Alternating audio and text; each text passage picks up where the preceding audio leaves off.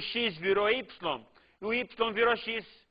Significa isso que isso aí, a função inversa vai ter o gráfico simétrico em relação à função existente. Venha comigo para o gráfico para vermos isso. Olha só, vou pegar e traçar a função y igual a x, a reta, passando pelo zero, e vou inverter a função f em relação a ela, obtendo a função inversa. Vamos ver então? Invertendo ela. Ela vai partir então y igual a x passando pelo meio, e a função inversa tracejamos de branco e colocamos em amarelo a nova função inversa. Então é bem simples. Cada valor da função f trocou a abscissa pela ordenada e ordenada pela abscissa, ficando dessa forma. Vamos pegar mais um exemplo para podermos concluir o gráfico de uma função inversa. Antes de trabalharmos esse exemplo, vamos frisar uma vez por todas. O gráfico da função inversa f-1 é simétrico em relação a y igual a x do gráfico da função f. Repetindo, os gráficos f-1 e f são simétricos em relação à reta y igual a x. Vamos tomar este seguinte exemplo. Construir a função inversa que vai do domínio mais zero até mais infinito, incluindo zero, em contradomínio menos 4 até mais infinito, da função f de x igual x ao quadrado menos 4. Vamos juntos calcular os valores e colocarmos no gráfico. Temos x começando no zero no domínio, aplicado à função f de x igual a x quadrado menos 4, dá quanto, João? Quanto? Menos 4. Parabéns. Esse é o valor inicial. Quanto maior o x, automaticamente maior a função f de x. Vamos plotar no gráfico, então, f de x.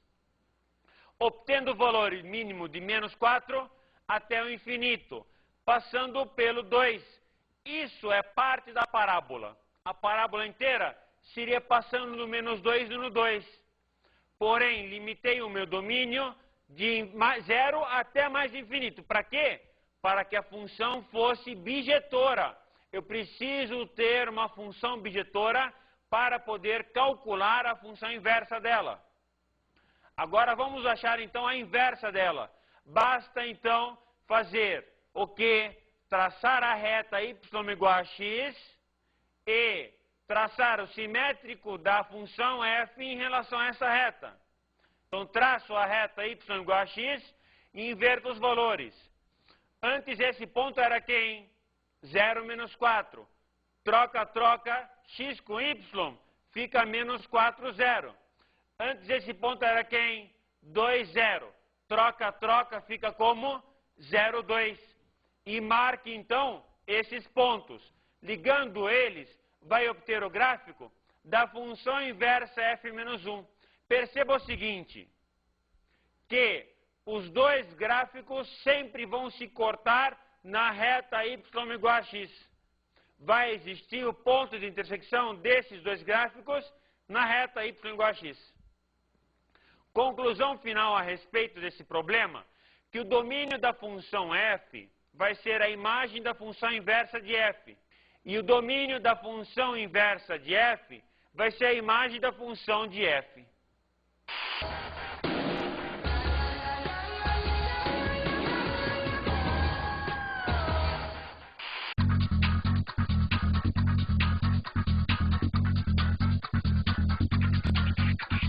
O importante como dica de estudo para você é representar no papel tudo aquilo que você está pensando. Não deixe somente no pensamento, caso contrário, vai ficar muito complicado. A matéria é fácil e simples. Represente no papel, coloque os valores e você vai resolver tranquilamente. Ótimos estudos. estudos, boas resoluções de exercícios e até a próxima.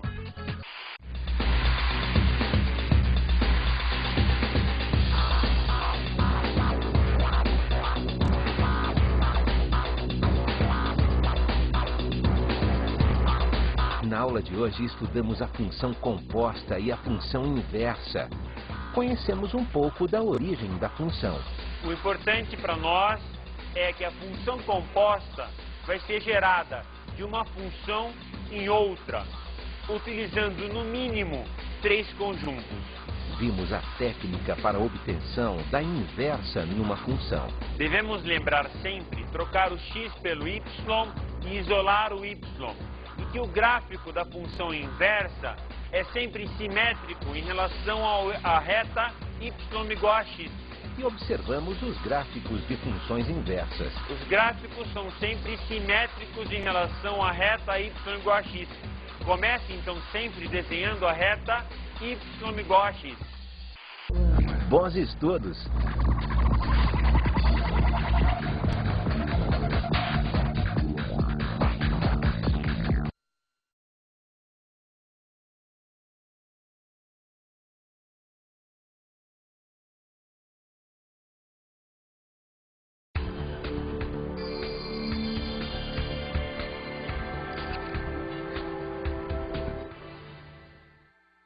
Olá, meus caros colegas.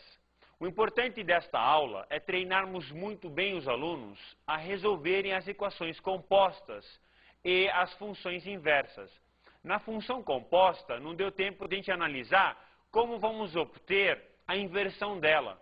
Então, por favor, trabalhe bem com seus alunos e motive eles sempre usando exemplos do dia a dia. Ótimo trabalho e até a próxima.